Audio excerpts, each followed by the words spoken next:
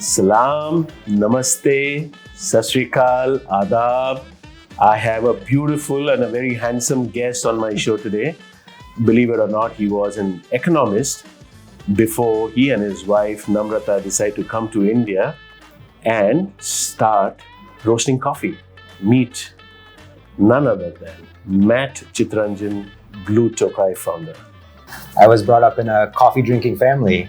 Then when I went to college, I started drinking Starbucks. Actually, surprisingly, most coffee growers don't understand their coffee.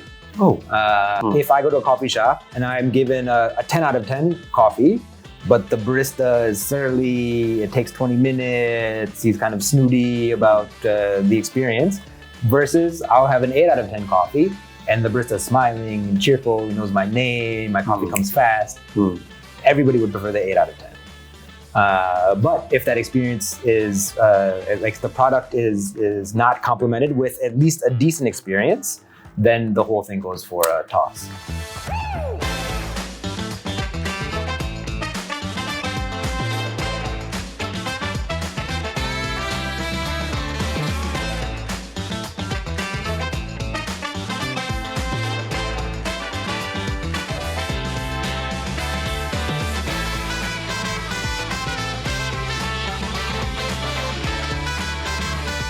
Matt, lovely to have you. Thank you so much for having me. No, seriously, I and we were talking offline. I said, please tell me for the audience again, how do you have such a young skin? I think I just have lucky genetics. Seriously, right? Yeah. So after that kind of an introduction, the audience would like to know, where did this pivot even started, right? Sure. You're a second generation in America and you've been there. Of course, roots back in India, back in Chennai. Father was from Chennai. Your wife was Indian, but in Oman, studied in the US. Both of you have not been to India, of course, except for vacations or something.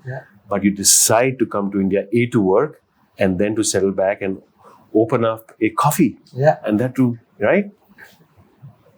Give us a sense of this journey, Matt. Sure. So, I mean, as you mentioned, I was born and brought up in the US. I was brought up in a coffee drinking family.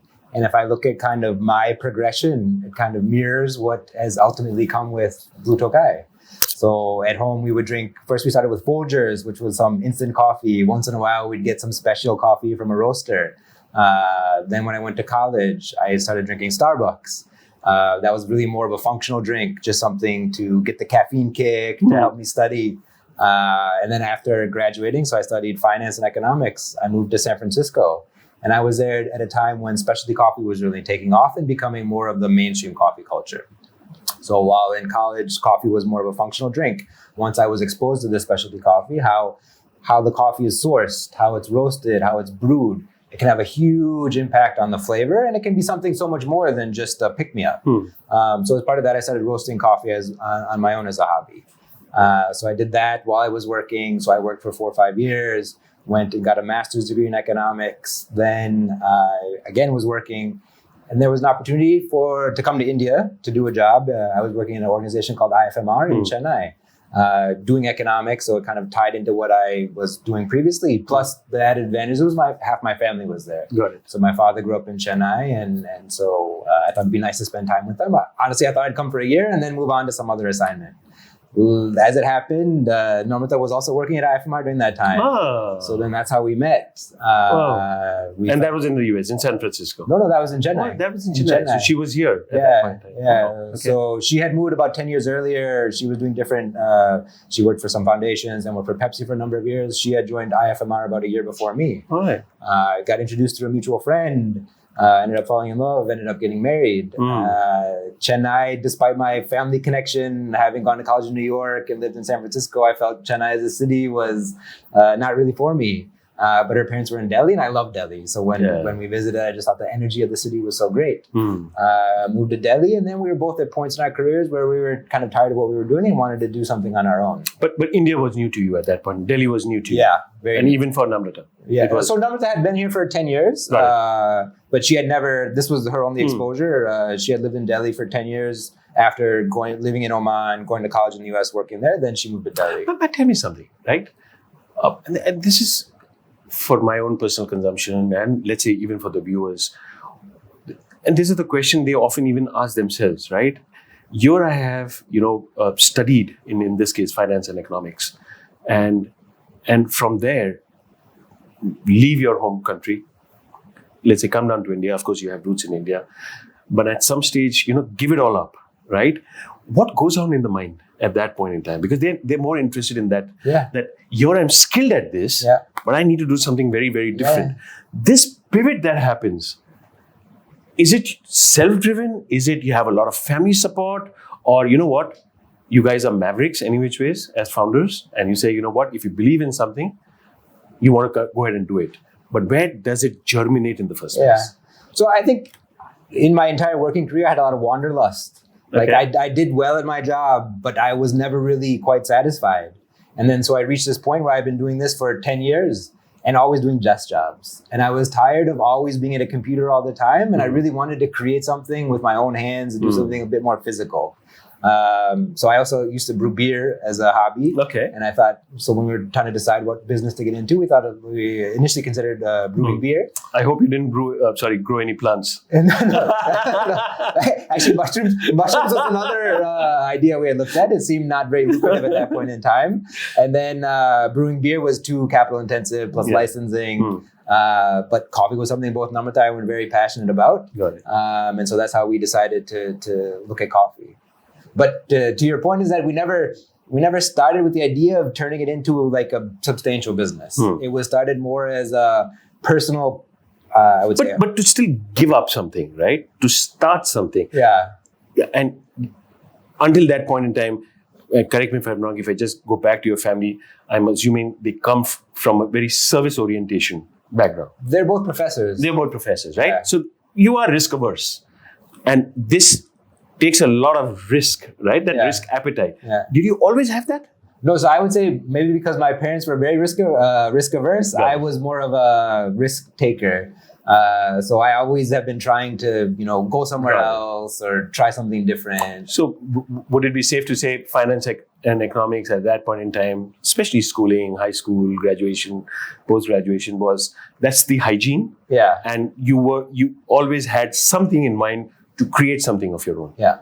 I always wanted to do something a bit different. At one point I thought I'll work really hard for 10 years in finance and maybe I'll retire and be able to do something else.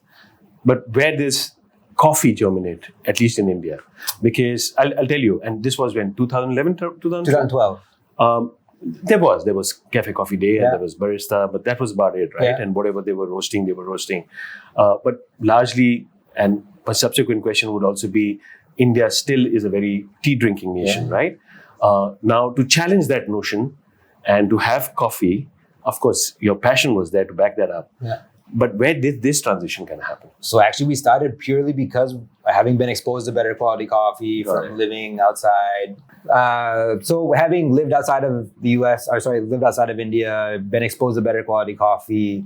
Even in Chennai, you're connected more to coffee than you are in Delhi. There's local coffee roasters who, maybe it's not the best quality coffee, but they'll roast it fresh, they'll grind it for you. So then moving to Delhi, we really struggled to find good quality coffee at that point in time. So as you mentioned, CCD was there, the dominant brand. There are a few international brands, Costa, Coffee Bean and Tea Leaf, but weren't really offering a high quality differentiated experience. And so what we did is we found that India is a coffee growing country, obviously, it's 7th or 8th largest. And there were estates in India who were growing very good quality coffee, but they were focused on the export market. Got it. So we thought there would be other people like us who were looking for a better quality coffee. And so that's kind of how we jumped. Let's just go back to that route of better quality coffee. Yeah. Is there a definition to that? If somebody has to visualize that, what is that better growing coffee? So actually, there's a technical definition. Okay. So in order for coffee to be considered specialty grade, it has to score above 80 points. And there's a scoring system. So it looks after the body, how does it feel, the acidity, what kind of acidity does it have, are there any unique flavors associated with it, are there any defects, is there sweetness? And so there are people who are called Q graders who are trained to objectively score coffee on these parameters. And this largely happens at the estates. No, actually, surprisingly, most coffee growers don't understand their coffee. Oh. And this is a worldwide phenomenon. The people that we were sourcing from knew. So the distributors knew about the coffee beans. Yeah. Much more than what you're saying, the coffee plantation growers. Yeah. Wow. So I mean that's the larger industry. Got it. Within the specialty industry in India, at least at that point in time, there were estates who understand that they had really good quality coffee, and actually what they had done is they had gone to all these fairs outside of India, developed export market for their coffee, and they were more focused on the export market for their good quality coffee. So what we did is we met these growers, we convinced them to sell us their good quality coffee, and then we launched the brand. And when you look at the landscape of India, right, in terms of, obviously, the very first thing is South a predominant destination for coffee plantations? Yeah. If yes, why? So actually, it has to do with climate, history. Karnataka produces around 80% of the coffee grown in India. And also the exports of the coffee from India. Yeah, exports, Karnataka is dominant. But Tamil Nadu has, Andhra has, Orissa has. Even now they started growing in the Northeast. So now coffee is kind of spread to more non-traditional coffee growing areas. But if I have to just kind of deviate again, tell me something. If you just look at the share of beverage, right? Let's say the total metric tons of coffee that is produced in India, and assume let's index that to 100. How much of it is actually consumed in India vis-a-vis exported? It's about equal, roughly equal. That's today. Yeah. And I'm assuming in 2012, it would have been 90-95% export. No. Because there was still very strong filter coffee, especially in the South. A lot of it goes for filter coffee. Instant coffee is also big. So there's many instant coffee producers here in India. So there's decent internal consumption. So eventually, when you put this entire cooperative of coffee together, have I understood this correctly? Even back in 2012, if you were producing 100 metric tons, 50 would have been consumed in India for various purposes, right? And 50 would have been exported. Yeah. The share of the tonnage would have been 200 today, but it's still 50% India and 50% exported? Actually, the production hasn't really increased. So globally, coffee production is, having some challenging times due to climate change. So there's actually not been a significant increase in coffee production. What we have seen is that more and more growers have shifted from growing conventional coffee to specialty coffee.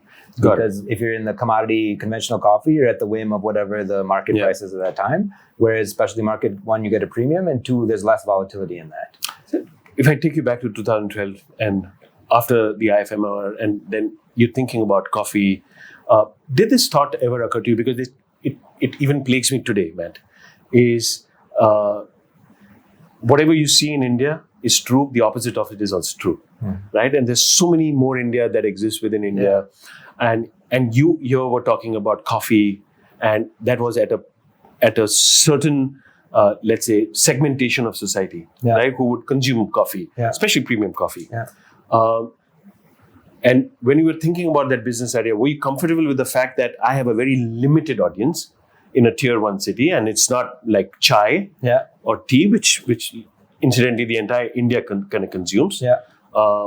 Was that a factor as well, or did you take into consideration in your business plan? So we didn't actually make a business plan when we started. Okay. So it was really started just for personal desire to have good quality coffee. I would say that as the company progressed and we started interacting with investors, having to raise money, that's always been sort of a concern in people's mind, is that, okay, one is coffee's niche already within India. Now you're trying to play within specialty coffee, which is niche within that niche. Yeah, true. So I would say up until 3-4 years ago, that was always a big hurdle that we had to address, is what's the actual TAM of this industry. Now you can see coffee has started to boom in the last couple of years. So that's not been, those concerns have kind of gone out. And if you had access to that information in 2012, would you have started the same way?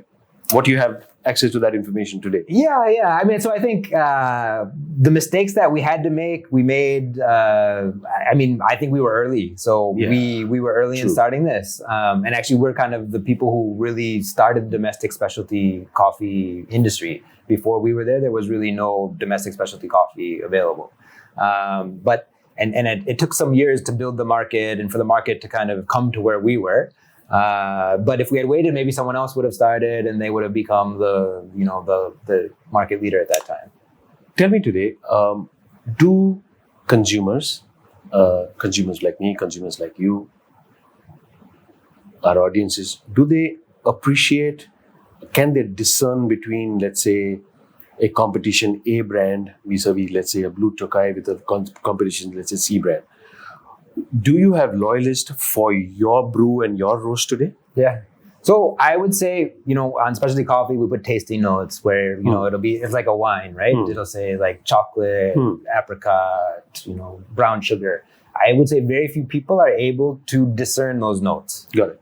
But they do discern that this coffee has something unique and distinct about it compared to brand B or brand C. Got it. And actually, all of the surveys that we do with our customers, the number one reason why people are coming to us is for the quality of product that we offer. So clearly, our entire brand has been built on product first.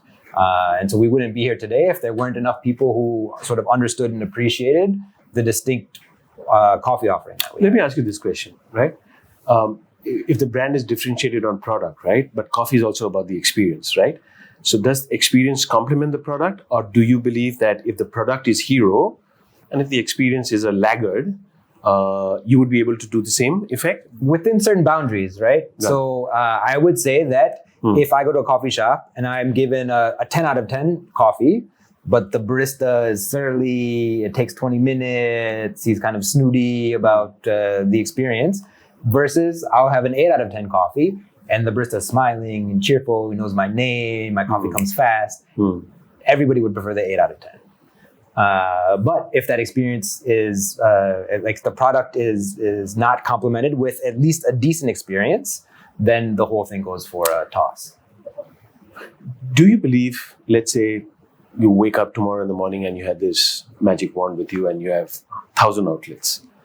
Do you think we have enough manpower, obviously, as I said, country of 1.4 billion aside, for you to scale up that soon, or does it require a lot of training, a lot of intense efforts, a lot of operational synergies from that perspective? So there are definitely some challenges. So I think it's very easy to teach someone how to make a good cup of coffee. Okay. So that aspect I'm very confident in. That we, even if it was 10,000 outlets, we could get that many. You people could have, to make, let's say, 40 hours of an effort, and he could be a decent barista. Yeah.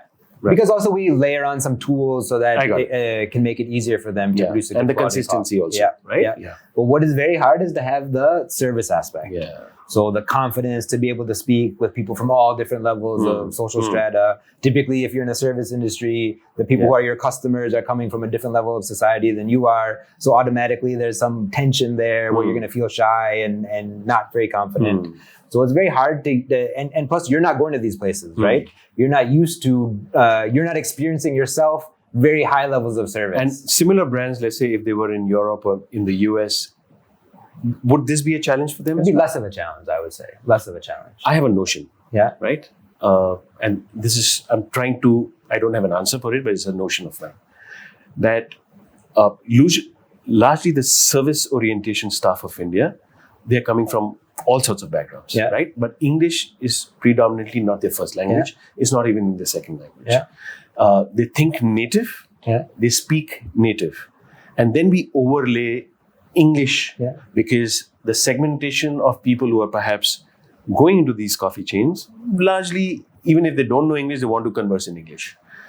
What if we change that around and really celebrate regionalism, right? So if you're in Hyderabad and that guy knows to speak Telugu, and he takes pride in speaking. I'll do that. Oh, there we go. So we've got some nice Blue Tokai roast. But incidentally, let me tell you, for the last 2 years, ISH is only serving Blue Tokai coffee. Amazing. At both our outlets, right? And very soon we're going to have a food truck as well. And when we take the food truck out there, right, it's going to be this because I love the coffee. The face of Matt came afterwards. but enjoy your own coffee. Great. Yes. Lovely. Cheers to that. But to your point, actually, the majority of interactions at our cafes happen in Hindi. And so we don't. You have to be able to at least interact to a basic level in English. But if you're more comfortable in Hindi, we encourage people to speak in Hindi. Yeah. So, airlines did it beautifully. I think way back in the early 2000s, I come from that industry. And the crew started talking and announcing that the crew members on board speak all these native language, whatever you're kind of comfortable. This, what it really does is the barrier from a consumer perspective, who is shy. And this is, again, my theory is some of the coffee chains intimidate people. Yeah. They believe that they are inferior if they enter the chain because everything is anglicized. Yeah. But if you make it very Indian yet very elegant, and we celebrate all our religions and all our dialects, right? And that the barista is supremely comfortable. I'll give you an example. I'm not going to name the restaurant, but this really fancy restaurant, and I knew the server was struggling, right? And since I come from this orientation, I always ask them where they are from, right? And if I believe he speaks in Hindi, I start talking in Hindi, right? Yeah. And service levels, Matt, goes through the roof. Because you know what? You've broken that barrier. Yeah. He's more expressive in his native than he'll ever be with English because he's struggling.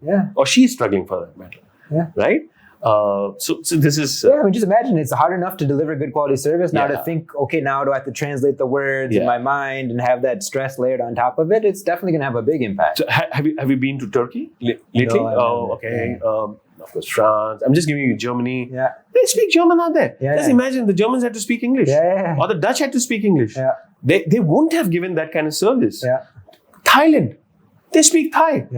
Vietnam, they speak Vietnamese and broken English. So why couldn't we?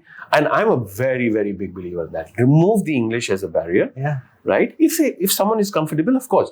But just imagine if someone's talking to me in English. Let's say I'm the barista and Matt is a customer and with that American accent that you have, of course.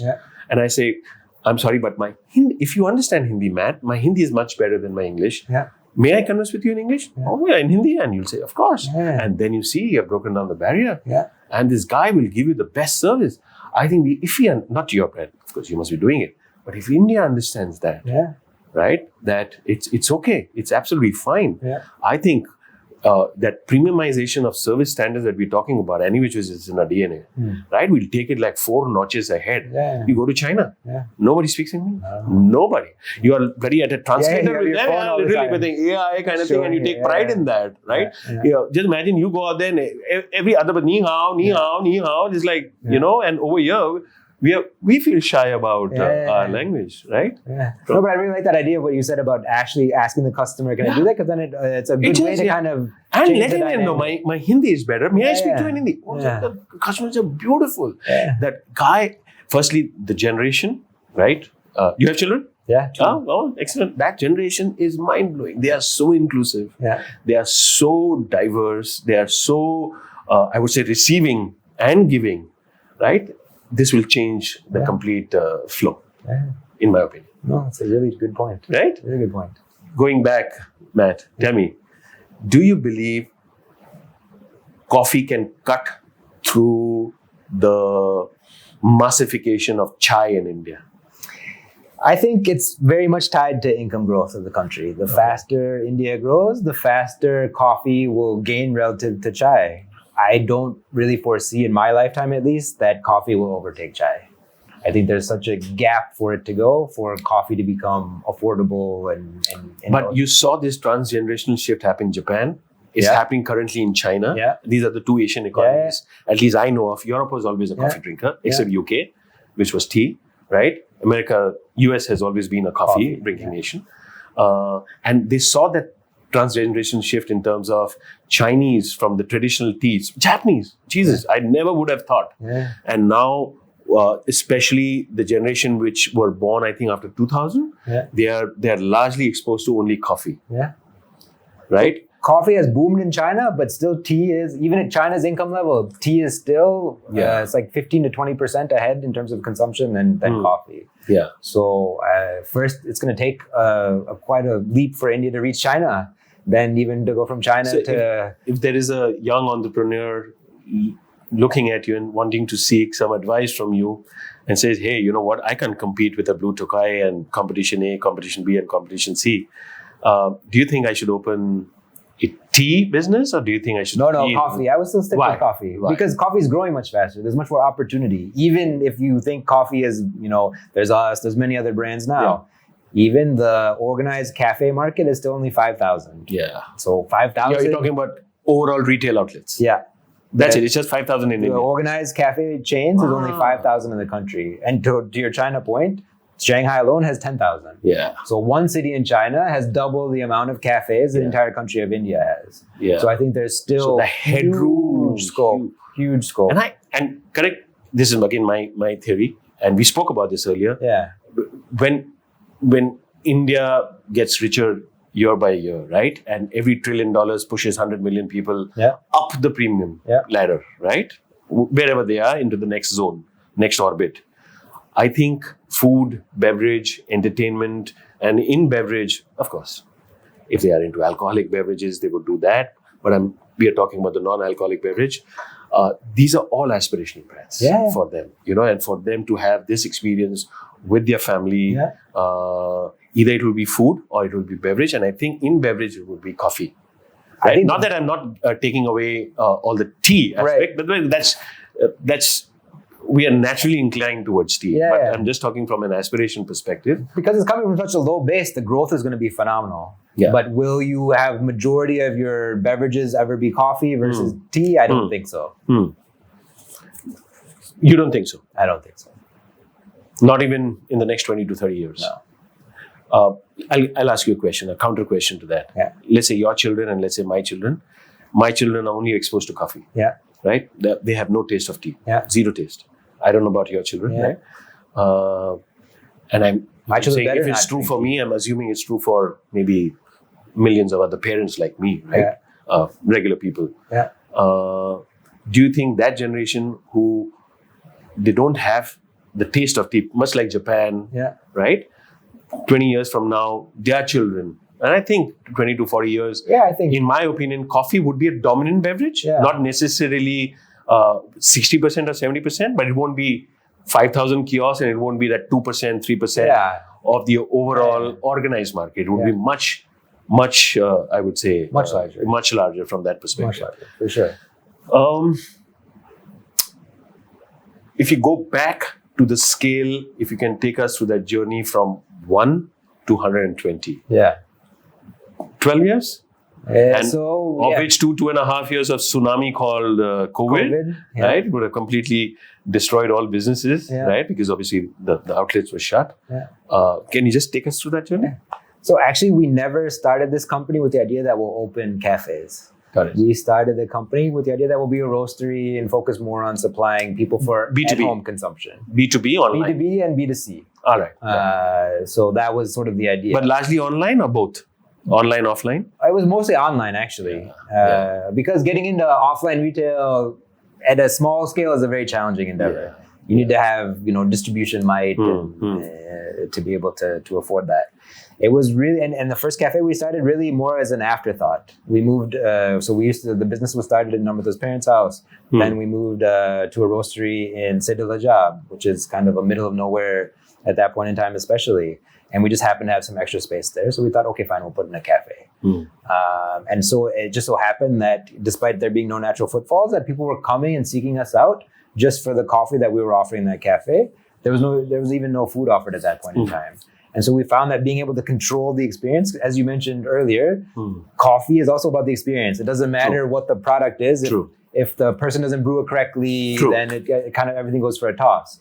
So we found that being able to control the experience and deliver it in the way that we wanted to was very powerful in terms of engaging with customers, educating how our coffee was different, and ultimately converting them to the brand. So from there, we started to expand the cafe format, trying different things like small kiosks, larger formats, in corporates, in residential areas. Within the same outlet? No, all other, outside. Yeah.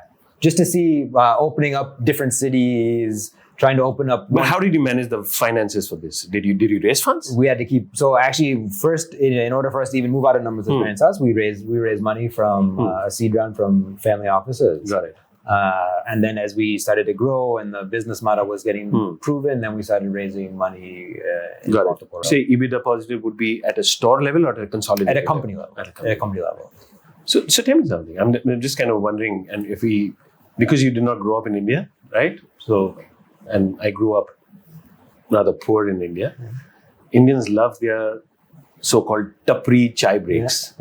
Right? And where you have your cigarette. If I'm talking about largely professional life, and you have your chai. Do you think at some stage this will ever be a coffee break? I think many years in the future. Right now, it's more of it's not reached that level of consciousness where it's the everyday thing. We're gonna do it 3-4 times a day. It's more that I want to get a break from working in the office. So I'm gonna go to the coffee shop, or on the way up, I'm gonna grab it. Okay, let me ask it differently, Matt, to you, right? Just imagine the infrastructure, what you see, let's say in China, right? I'm not talking about high-speed railways. I'm only talking about the footpaths, in terms of walking spaces. Yeah. If it existed in a place like Gurgaon, then there could have been more kiosks of coffee. For sure. So it's the infrastructure which is hampering the growth. I think it's infrastructure and income level.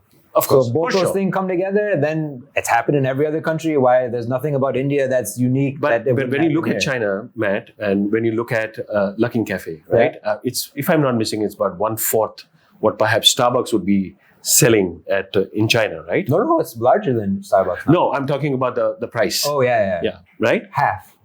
Yeah. All right. It's largely because there is a cost to that cup as well, right? Yeah. And from an Indian mindset, if you have scale of that cup and the cup value is not that much, and if he had those large footpaths, do you think with the same income levels, there would have been a larger consumption of coffee? For sure. Yeah. I think that I guess as much. And even now, I mean, at anywhere from 200 to 300 rupees for a cup of coffee, that's quite expensive. So that's automatically limiting the market that you're able to cater to.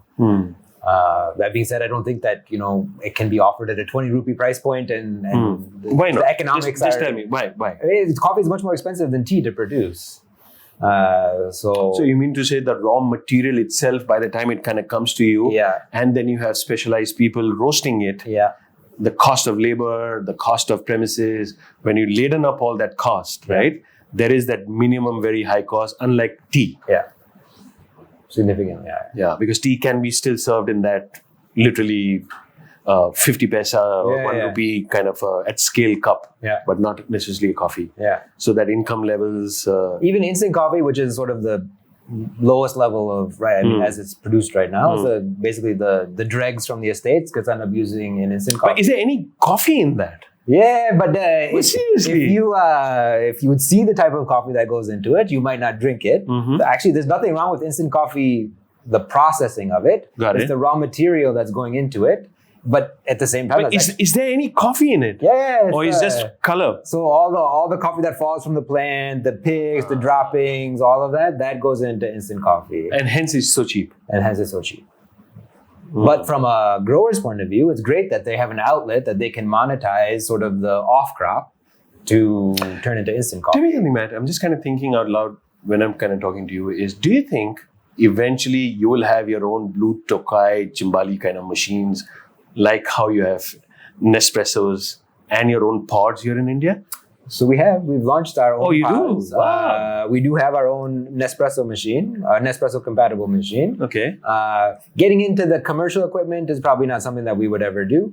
Why not? Because it's a smaller market. Two, it requires much more expertise. There's not really an advantage for us to produce Got it. Right. But do you believe, and maybe is it counter, I would say, productive to the fact that if you sell me your pod and if you sell me your machine, maybe I will consume it at home and I may not come down to your cafe?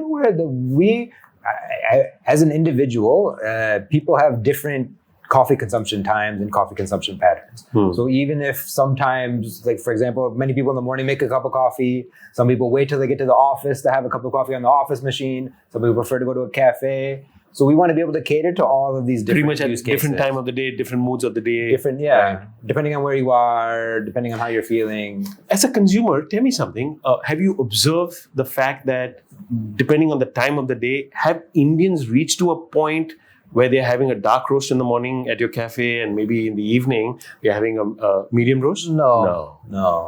No. Not that. So that it's level. cappuccino. It's Actually, Americano, cappuccino still is the highest selling. right? And it's the flavors coffee within that. It's we not, don't do flavors, so that's like you don't do one flavors. differentiator with us is that most of 90% of the beverages that we sell are just coffee. And do you think this evolution would happen and say, you know what, I like my coffee with this roast and more personalization with each cup? But I think more people would they'd rather be able to go to a cafe and have those options available rather than alternate. In the morning, I'll have a dark roast. In the evening, I'll have a light roast. So for example, I don't like dark roasted coffee. Got it. So I would never choose to have a dark roasted coffee if I could have a light roast available. Got it. I think it's more about a flavored preference rather than a time of day preference. It could be more in the morning, I'll have a pour over, then I'll have an Americano, and then maybe I'll have a cappuccino. But the coffee would be the same. It's just how it's brewed is differently. And because there's so much of upfront cost in terms of talent development for you, right? Yeah. Do you also see a large churn happening? I think it's any QSR cafe industry faces. But the only difference, let's say, with the other kind of a QSR, let's say somebody, right? There's not so much of a development because this is skill. At the end of the day, the barista is very skill based. Vis-a-vis, let's say, I need to just wrap up a sandwich, or pretty much pick up a chicken nugget and throw it on a paper boat, right? And when the churn happens, because there is that upfront cost as well, which kind of goes with that churn. Is this a problem which is understated, or this is a huge problem right now? No, it's a solvable problem. So I think, we're right around the industry average in terms of churn. The reality is that at kind of that salary level, even if someone offers you $500 more or $1,000 more a month, that's meaningful. Of course, and so that I totally understand. And so we have we especially for other coffee companies, we have good training, so people are happy to hire our employees. But my point being also that, let's say barista, and of course it's a solvable problem, every problem is solvable, but the fact that there's also a relationship between the barista and let's say a regular customer, even that kind of goes away, because just imagine if I let's say go to one of the cafes, right, and he knows every time he sees me, he greets me, and then I see a new barista and say, oh, I need to repeat that again. So do you see that as a problem? Yeah, so I think the solution for us is that there are certain people who really excel in this. And then how can we give them more responsibility, more salary, job opportunities, like increasing career opportunities, so that they can stay within the system.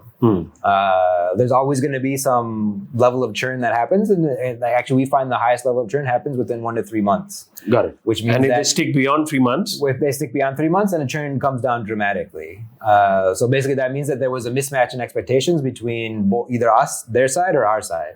So now we're trying to solve, can we align things more closely within that initial And it's phase? largely because obviously that segment, I think the household income is not too much for them.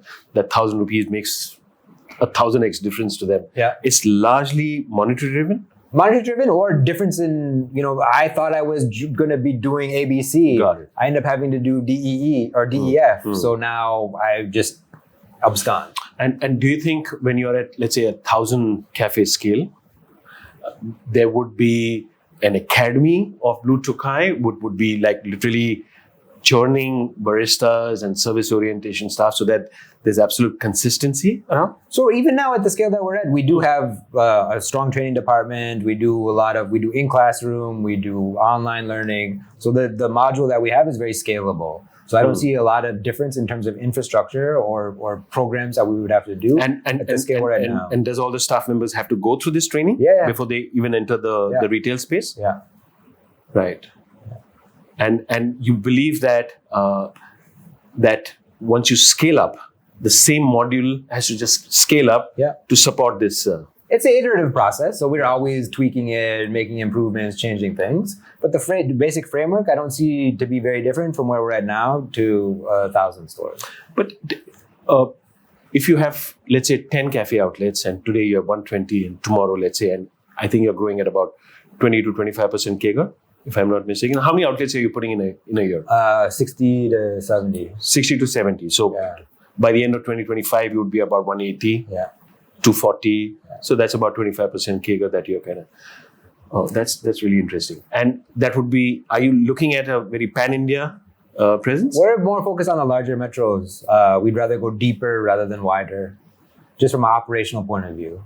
But isn't the aspiration, let's say, in let's say, Bhopal and Indore or maybe Coimbatore? So until we start seeing that we're sort of cannibalizing and the new outlets are performing significantly worse, where we've really tapped out the demand in one market. Got it. We'd rather do that before we start spreading ourselves much thinner.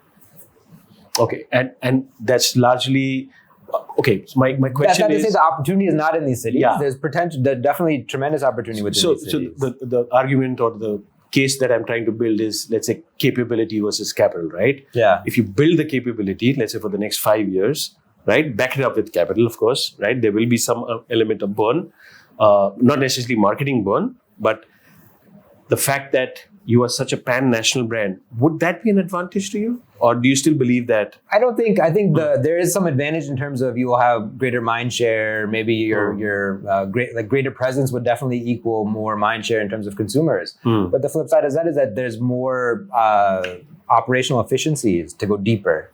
So for us, we'd rather capitalize on those opportunities rather than explore trying to go very wide. As a follow-up question, I'm just saying, let's say me, and I'm in Lucknow. I'm a Blue Tokai fan, which ways, right? I love the roast, but I don't find that in Lucknow. Yeah. And then I'm kind of traveling to Nasik, and I don't find there, right? And I come to Bombay and I find it, or I find it in Gurgaon or Delhi. Do you think at some stage that loyalty will wean off of me? Because I'm only kind of getting it, in certain metros. Yeah. But it's not of convenience. It's pretty much like a Marriott as a brand. You have that Bonvoy. It's worldwide, right? And hence, it's of a certain advantage. So if according to me, India 2, which is the tier 2, will drive India 1 now. Okay. India 1 is there. Yeah. It's how much? Maybe the GDP per household in Bangalore and Bombay and Delhi and Gurgaon may go higher, right? But it's tapped out. Right, the real growth is going to happen in Jaipur and Lucknow and Bhopal and Indore and Coimbatore and maybe outskirts of Chennai, right? And if that's where the aspiration is, and you build the capability in terms of your scale there, right? Because the factories are there, people are traveling, right? And if I get my brew, pretty much like a Lucking or maybe let's say a Starbucks, which is everywhere. Do you believe?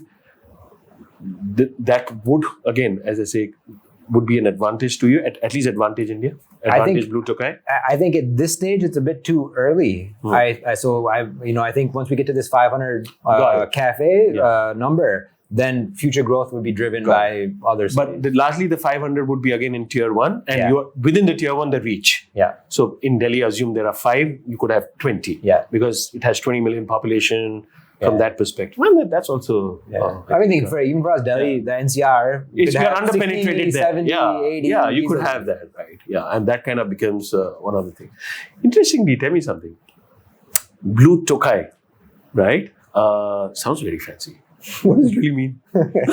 So we wanted to really highlight the fact that this coffee is Indian, comes from Indian farms, because especially in 2012, no one thought of India as a good quality or a high quality producer of coffee. So the whole brand identity was centered around celebrating the Indianness of it. So the logo is a peacock, national bird of India. If you go to coffee So estates, what does Tokai mean? Tokai is actually a Malabar word for the tail of the peacock. So that's how it kind of tied together. The legend is that coffee came to India from Yemen, smuggled in through the Malabar coast, and then went up to Chikmagalur. So that's exactly what Blue Tokai kind of means, right? Right, super beautiful. Yeah.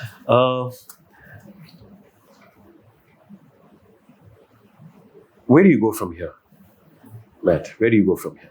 You are at 120, I understand, 180, 220, 240. It's a matter of course, each store generating its own income, which they are right now.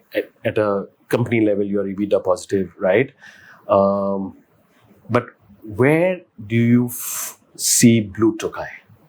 So I think that India has kind of reached this sort of tipping point where coffee consumption is just really about to take off. When we started in 2012, I think we were a bit early.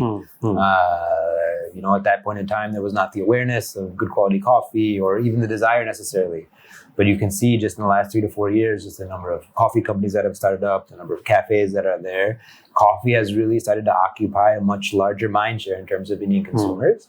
And I just see the next few years as capitalizing on that opportunity. What I would like is that Blue Tokai is known as giving a good cup of coffee, no matter wherever, however you like to drink it. So we had talked about those many different use cases.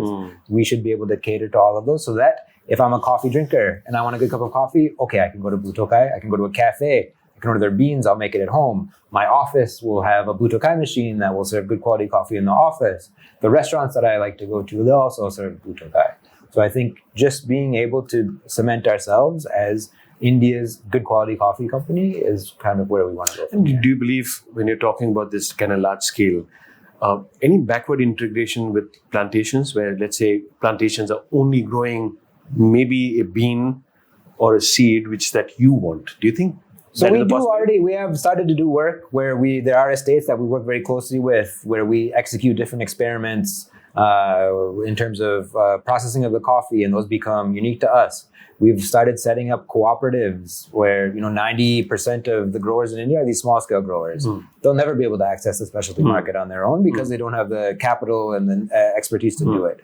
So we've set up areas where we group together a number of these growers. We buy the coffee fruits from them, and then we set up our own processing facility nearby, and we process the coffee cherries ourselves. So we see this is also a way to deeper integrate at the farm level. And eventually, let's say at 1,000 store level, would this be, you would have your own coffee plantations? I think or is it too much of an ask? Agricultural land is very expensive. Yeah. And, but contract farming, what I'm trying to say is, let's say if somebody has access to 40 acres and the kind of bean or kind of seed that you want is being grown only for Blue Tokai. Do you think that's a possibility? So because even now there are, a lot of coffee estates are owned by people who are, retirement age, they don't have kids who want to do it, and they're looking for someone to take over managing the farm for them. So I think that's definitely something that we would because currently in the current model, how do you ensure consistency of the seed? Yeah, so of the beans. Consistency is not. It's going to vary from year to year. Yeah, moisture. There's nothing. There's no way to get around that. It's an agricultural product that depends on so many other outside factors. So I think at least in the specialty space, consumers understand that, and at least for the coffee that we serve at the cafes, is based on a blend. So then we can source coffee from different areas, and blend it into something, and bring in that consistency. Becomes consistent. Otherwise, it's very kind of. But do you believe? Of course, there is a possibility at a very large scale that you have, let's say, 40, 50, 80, 100 acres somewhere, right? And those guys are just growing the seedling and the plants. Even a 300-acre estate wouldn't be able to grow enough coffee for us. Or is it? Yeah. So, right now we work with... What is the scale? 50 different estates. Last year we bought... Is it because of the blends as well? No. This estate has a certain, let's say, coffee to it, and that estate has a different... You need to blend it? So we always are looking for different flavors and unique flavors, but more also in terms of quantity, we will never be able to source all of our requirement from one particular farm. So we have to always work with multiple growers, and also like some years one part of the country has a poor harvest, another part of the country has a good harvest. So geographically, it's good to be diversified. So you need to hedge your risk as well from that perspective, right? Yeah. When you look back in the last 12 years, right? At what stage, Matt, did you really think you achieved a breakthrough? I would say even now, I don't breakthrough. Feel, I'm not talking even feel that way now. Even now, I don't feel that way. That's some kind of a breakthrough. Yeah. Like, you know what? Hey, you know what? We are not as big, but we're there. We are a solid challenge to anybody out there. At what stage did you manage? Did you ever think about this? I'm sure you must have. I've never, even from the very first day when people are ordering coffee without any marketing, I was surprised that it's happening. So now, recently there was, I think a year and a half ago, they had this big coffee festival in Bangalore. We had our booth, and there were some other competing brands who were larger than us, but right in front of us. But our booth was sort of the mobbed with so many coffee enthusiasts. But I'm sure, when you're with your kids and Namrata, and let's say you're looking at the horizon and saying, "Yeah, we arrived. Yeah, not too bad." No, I'm not like that. I always look at what could be done better or what we haven't achieved. That's a continuous thing. But hey, you know what? A little pat on the back, right? Hey, Namrata, not bad. 120, right? And we're going to 180. Does it come? Not really. Yeah. Yeah. Not really. What will satiate both Namrata and you? Yeah, I don't think it's not. We never started this to I understand to that. do that. But it's grown to 120. It's going to go to 180. It's going to go to 500, and God bless you with that. And you will be a name to reckon with at a very pan-national level in the next 1 or 2 years. Yeah. Right. But where I just want to see where would this story be after 5 and 7 years. So there's a couple of things. One is that the coffee producing countries have always been low income and always looked at as, in my view, a bit extractive, right? All of the big coffee brands come from the West. There's no big coffee brand from a coffee producing country. Luckin would be the Why? Because it has to do with the economics of it. Money's in the West. The know-how's in the West. Got it. And so basically all of these coffee growing countries are treated just as contract farming in a way, right? So you're incubating for them. Yeah. And all the value is accruing to these companies. So I would like there to be and I think that we have the potential to kind of be one of those companies who actually achieve something from a coffee producing country. And do you think the story for Namrata and you, and assume 50 years later when you're very old, right? And God bless you with a... I hope I'm dead in 50 years. But if someone had to give a eulogy, right? These guys not only brought artisanal coffee, all right, but also changed the social behavior in India towards coffee. Would that be a good eulogy? I would like these guys showed the world that great quality coffee and great quality brands can come out of India. Great quality coffee brands. And for the uninitiated, and every time you take VC money, are they extractive VC monies or are they patient capital VC monies? So we're fortunate that we've had very good and supportive investors. I think fundraising for us has never been very easy for some of the reasons I mentioned earlier. That specialty coffee, what's the market, small markets, and then it became cafes. No one makes money in QSR, so there've been a lot of challenges in terms of raising money. So a lot of naysayers, a lot of no's, not a lot of yeses. But maybe because of that, we've ended up with a really great group of investors who are. Understand that it's a longer term. But it's also that resilience. Every time someone says nays, and if you believe in your product, like even for us, right? There are so many naysayers, and I love the fact, because there are so many naysayers, and if you're a founder, and in my case, I'm a co-founder, right? I love that. I get a kick when people say it's not possible. I just get it. It brings in, that dopamine or whatever high that you kind of get. I say, you know what? Not to them, but I want to show it to myself that everything is possible.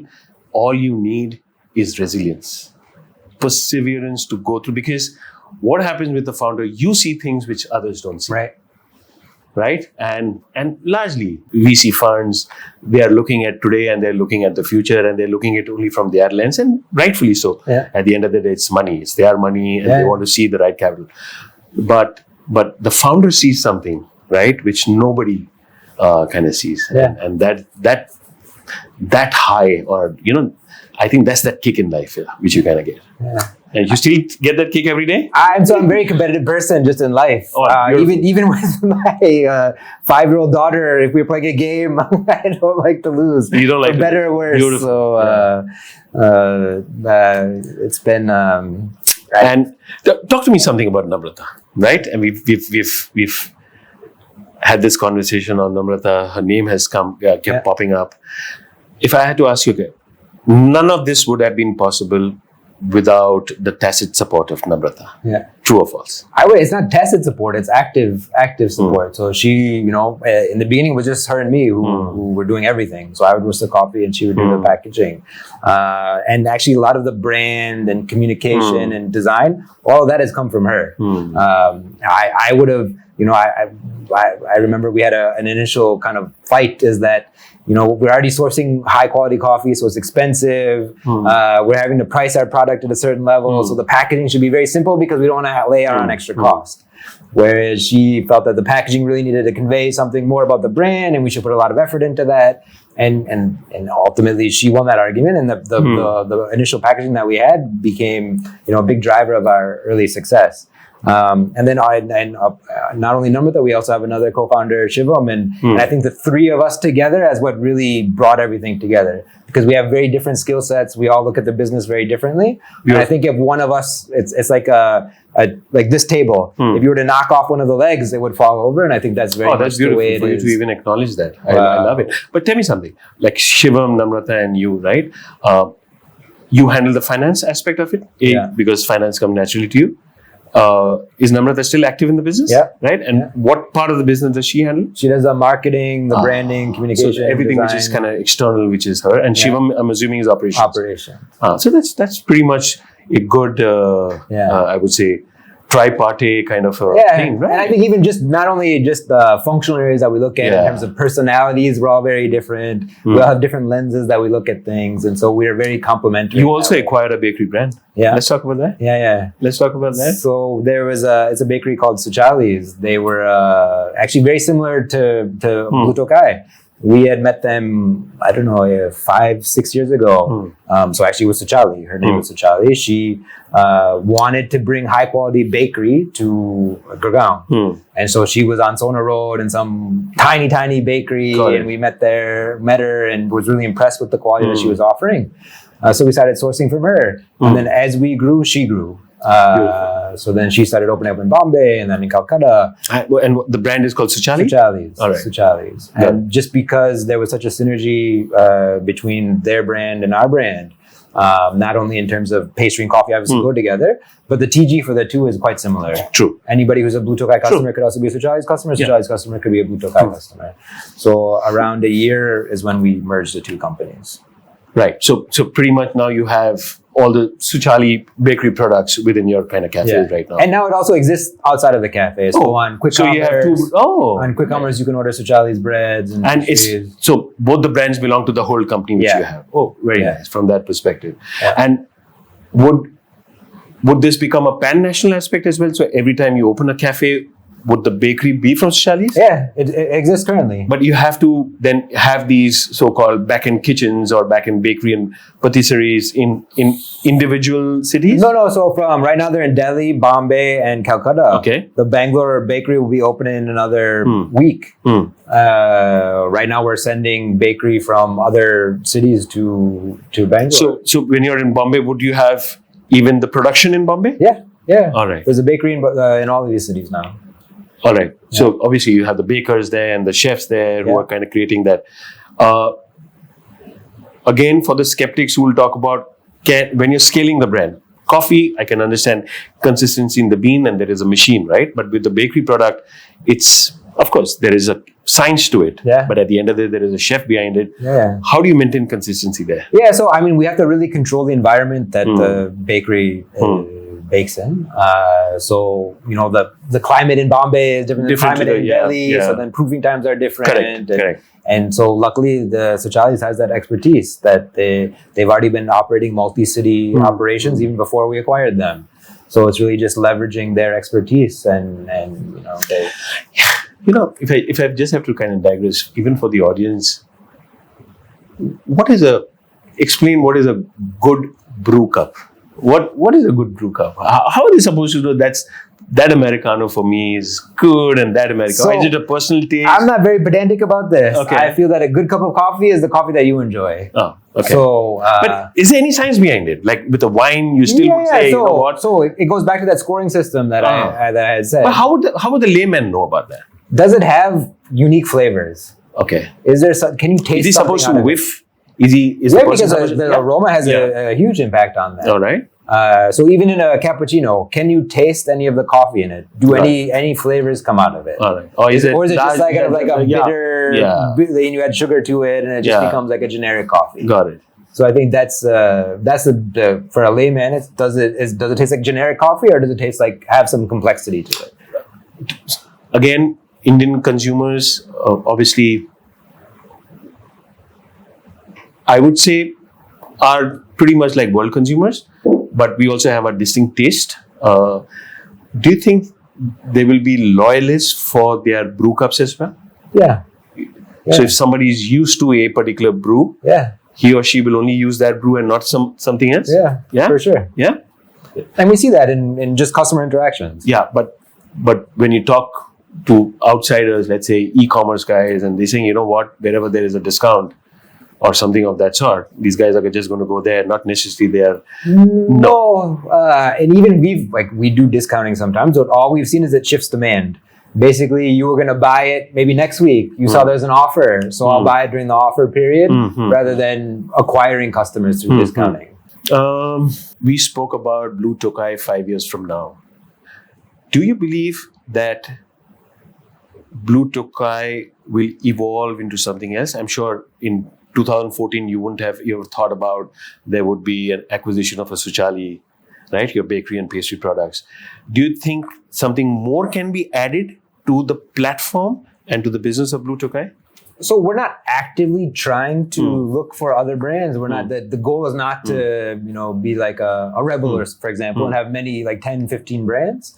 If there are opportunistic acquisitions that happen to come, where somehow there's some synergy between. But for a coffee brand, it's largely bakery and pastry, right? Because you can't be, otherwise you become a QSR. Right. Then you have cuisines and those things which is attached, right? Because you'll have your sandwiches, your wraps, your tortillas, and then you have your so I would say products. On the back end, if we've developed a strong finance team, we have a strong HR team. So if there are other brands who are not necessarily complementary to Blue Tokai or to Suchali's, but have maybe a philosophy that we resonate with, where they can leverage, maybe they can source bakery products from Suchali's, they can source coffee from Blue Tokai, they can leverage our team that does the BD and the fit outs and everything.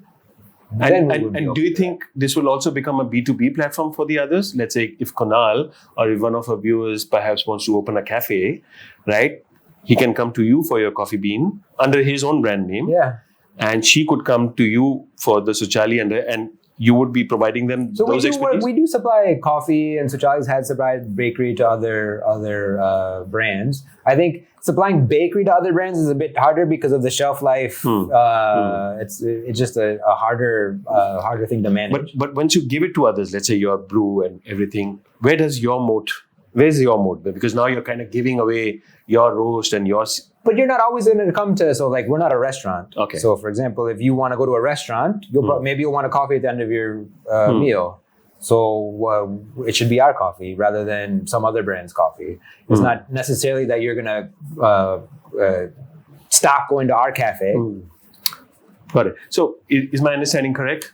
Blue Tokai has its own coffee, but Blue Tokai, if Kunal wants to open his cafe, let's call Café K. Yeah. And Café K also has a Blue Tokai coffee, and you're absolutely fine with that for the simple reason at the end of the day, it's still Blue Tokai. Yeah. You know what? If the customer gets to drink a premium coffee, so be it. Yeah. You don't care under which brand this could be. And I think there are cafes that are multi-roaster cafes. I think that's a very interesting concept. So one week you have Blue Tokai, next week you have brand B, next week you have brand C. But I think as a consumer also you get exposed to different brands and it becomes something interesting happening every time you come there. I think that's a great format. We'd love to be partner with cafes. Matt, tell me something. There's this young 25-year-old boy or a girl, right, who's wanting to open a cafe, right?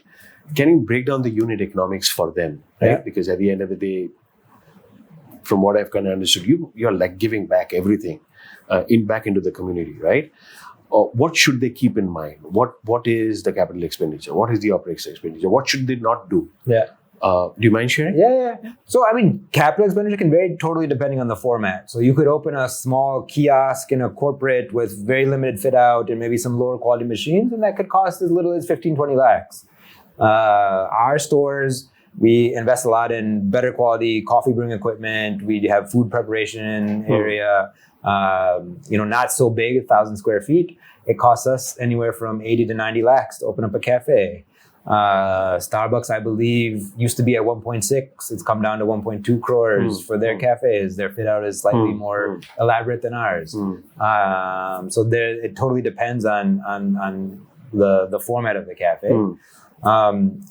We want to have the biggest determinant to success is going to be rent.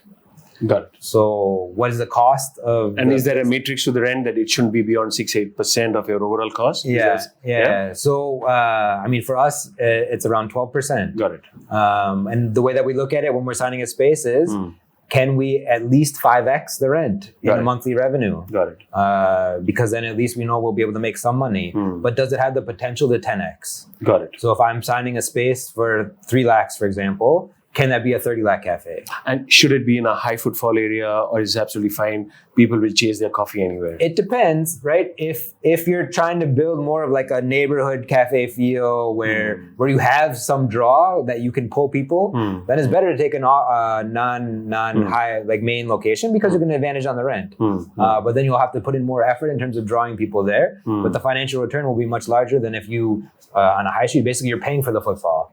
So similarly, are you going to be able to attract eventually that? The operating break even should be at least in 3 or 4 months. Right? Yeah. Otherwise, it's unsustainable from that point on. Yeah, so I think you'll be burning more money. You want to, whatever model you have, you want to at least pay that back in 2 years.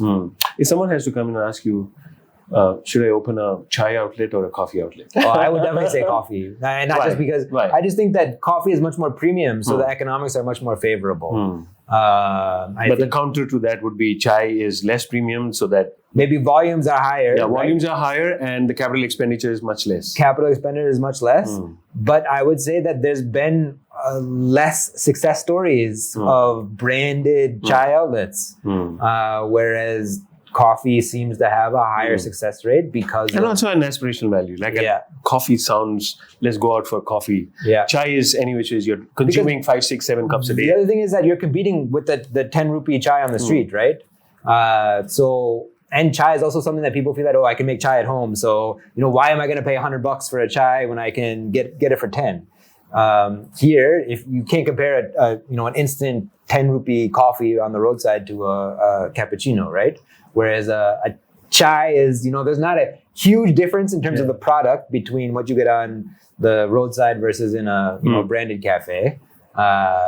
So propensity to pay is... Tell me one more quirky thing, right? Again, for the masses, right? You give Demerara sugar, which is often in India called the brown sugar, and the white sugar, the refined sugar. Which one should they use, if at all they want to add sugar? And why? Again, I don't have any sugar in my coffee. I leave it to the consumer to pick. But obviously, brown sugar would be less refined, so it's probably better to have. But does it change the taste of the coffee with Demerara? Yeah, it's a little bit because more caramelized. a little bit more molassy. So, as a recommendation, if someone is having coffee, right, with sugar, then they should... I would recommend people to get away from having sugar in their coffee and enjoy tasting coffee. A lot of people love their coffee with sugar. Then to use brown sugar. Why? If you can repeat that. Yeah, so it just has a slightly more nuanced flavor profile than... white sugar is just sweetness. The brown sugar has a bit more caramelization flavor. Tell me something, Matt. 12 years of journey, right? And it's been arduous, it's been long and perseverance. You haven't spoken about what really happened between 2020 and 2022, especially with the COVID, right? Yeah. How did you manage your entire operation, your team, your staff? Yeah. Was it a very tough period for you as well? Yeah, so that was, for any place that had physical outlets. No, especially you were on the SN at that point in time. It's not that you had access to free cash flows within the company, right? So actually we almost died during that COVID because we were in a fundraising process. And so we had signed a term sheet. Then the lockdown happened, and then obviously that term sheet got withdrawn. And we didn't have cash to sustain ourselves if we didn't raise money. So again, luckily we had investors who were supported. We went back to them. We were able to raise a bridge round that enabled us to sustain during that period. But we still had to make. Did you give an arm and leg to the investors? No, they were fair. Oh, they were fair. They were fair.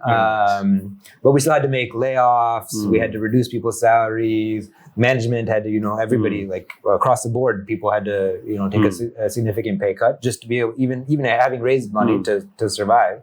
But I would say one good thing that came out of it is that I would say during COVID is when people started ordering coffee for delivery. And that convenience aspect really became ingrained in people's mind. And now, even after COVID and after all the lockdowns, and even after people are looking for more in-person experiences, delivery is still a very significant part of our business. What's the percentage of revenue, let's say, within your store between, let's say, beverage, bakery, and let's say takeaways? Yeah. So I can give the product split. It's 40% is beverage. 20% is bakery, 20% is the non-bakery food. So we have like sandwiches and pastas and things.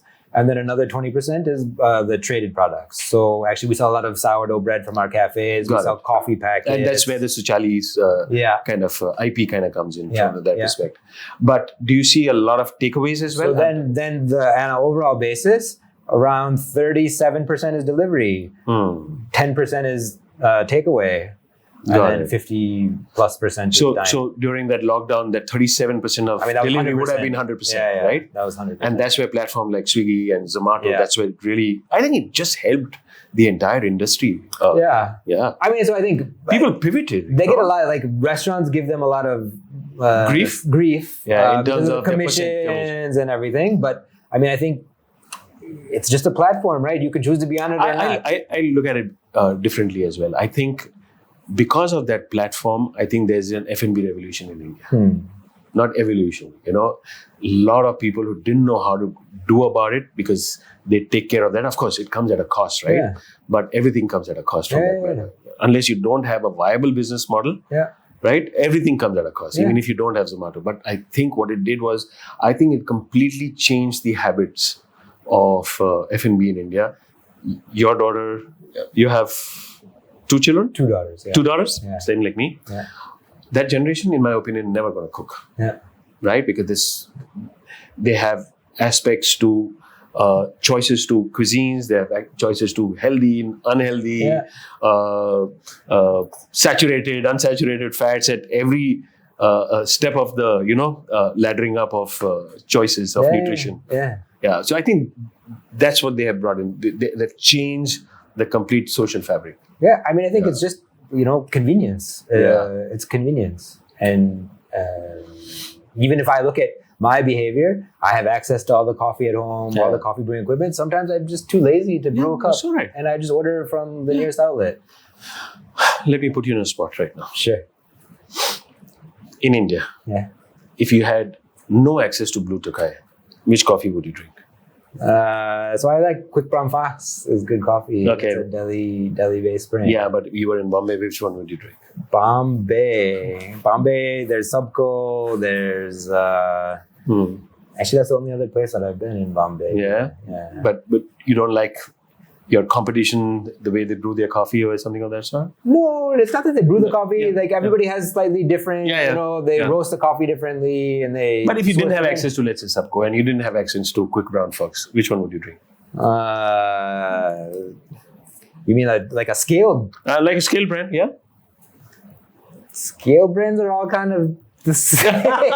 There's not a lot. If I had to ask the same question to Namrata, what do you think our answer would be? Yeah, she wouldn't have coffee. She'd have tea. Yeah, she'll have tea? Yeah. Okay, where?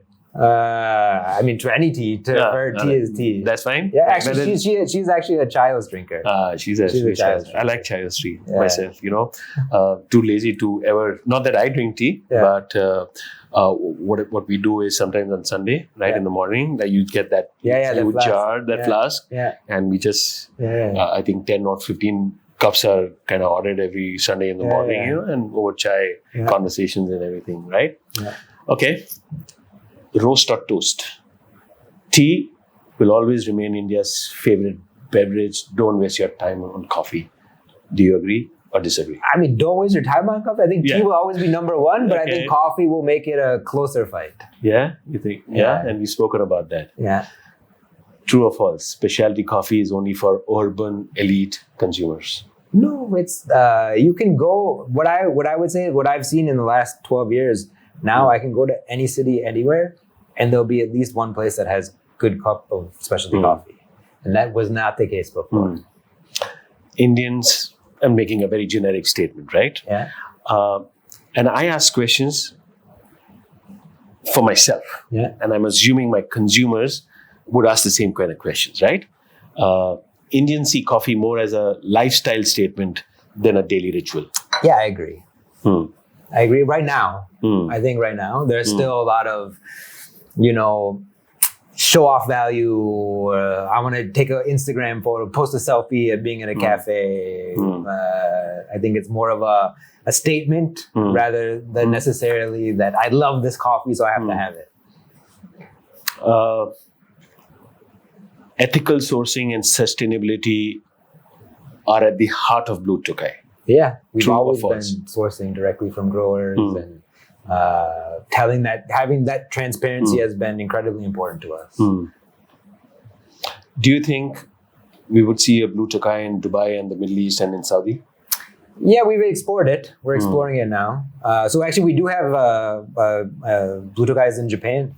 So we have a roastery there. We have a cafe there. And sorry, unassumingly, that Tokai sounds very Japanese as well. It actually is a Japanese word. Yeah, I'm just saying, right? Also. Yeah, it just lends itself into Japan, right? Yeah. But do you see a cafe of yours overseas? Yeah, so there's a cafe in Tokyo. Tokyo. Nice. Yeah. Right. And now we are in conversations with some people to start up in Right. Dubai. Okay.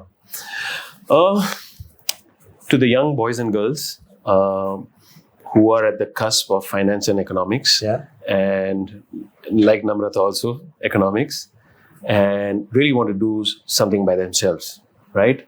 And they see coffee as one of the business ideas that they have, right? What advice would you like to give them? I would say that think very carefully about why you're starting this. If you're starting it because you're really passionate about coffee and you're always going to think that I'm going to be drinking coffee all the time and just exploring coffee and visiting estates and this and that, 90% of the time will go into running that business. So make sure that you really like the day-to-day grind of running a business, of managing people, of managing finances, of managing vendors and suppliers. That's going to take up more of your time than being immersed in coffee. So that's something that I would say to anybody, regardless of what they And in want the to start. 12 years of your journey, if you had one skill which you developed throughout, right, over the period of years, but if you had it to complement your finance skills, what would it be now? I mean, people management, I think, is something that's very critical. I think it's extremely important, right? So- At the end of the day, it's human resources. Yeah. Even now, if I could be a better manager, that would be something that They say, that force is equal to mass into acceleration. That mass is capital, but that mass is also human capital. Right? And any issue in terms of people management, you will not accelerate, and it puts downward pressure even on the force. Matt, you took a tour of Indian School of Hospitality, ISH. This conversation, we spoke about what ISH kind of stands for as well. What advice would you like to give me when I'm building the brand? I don't know. From what I've seen, everything that's going on here is far beyond what I expected. So it's really nice to see that an institution like this, who's equipping people with the skills to really deliver not only good quality service, but also the products and the technical skills as well. I think it's fantastic. So we call ourselves liberal hospitality. And liberal, I'm using that term, is basically we want to challenge assumptions. And if you're reimagining the space, then it needs to happen here. Right? And every space, every aspect of where India in 2024 would be and vis-a-vis India in 2034. And I am a solid believer in the India story. Right? As in, I think it's unshakable. In the chaos of our vibrant democracy lies our advantage. For sure. Right? You take any aspect away from this, right? It won't be this vibrant, colorful, I would say, very loud kind of a democracy, but I love it. I think the next 20 to 30 years and even beyond, but I'm just saying it just belongs to India, as much as they spoke about China in 90s and the 2000s, they said the century belonged to China. I think the next 50 years belongs to kind of India. I think the opportunity here is incredible. Yeah, for your daughters, for my daughters, I think you're creating a super brand for them. They'll be super proud of you and Namrata. And hopefully my two daughters, Chanel and Shanaida, are also proud of what we are kind of creating. I'm sure. Right? Thank you so much, man. No, thank you so much for having me. Absolutely delighted to be here. Yeah. And of course, to the young audiences, consider this as a, okay. And to the, thank you so much, Matt, for your time. And to the young audiences, consider this as a masterclass in terms of the experience of people like Matt, what they have gone through, the trials, the trepidations, the struggles, the perseverance, and eventually, if he has seen success, that success has come with a lot of sacrifice, family time, mind space, investor time. But eventually, if I have to just give one piece of advice, although I always shy away from giving advice, is just be the last man standing. Just when you think it cannot be done, just wait for one more evening, for one more morning, and the next day in the morning, just wait for another day. Thank you so much. And as always, on behalf of everyone, salam, namaste, sat sri akal, and adab.